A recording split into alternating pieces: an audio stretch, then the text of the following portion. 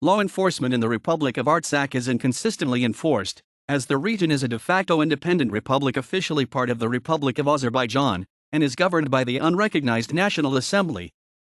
According to a report prepared by British parliamentarian and rapporteur David Atkinson, presented to Political Affairs Committee of the Parliamentary Assembly of the Council of Europe, PACE, the borders of Azerbaijan were internationally recognized at the time of the country being recognized as independent state in 1991, and the territory of Azerbaijan included the Nagorno-Karabakh region.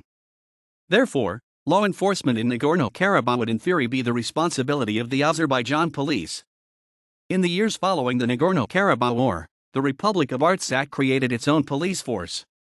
Although not much is known about it, the newly created force took over all law enforcement responsibilities from the military and follows an organization similar to that of the police of the Republic of Armenia.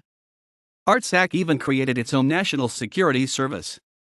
References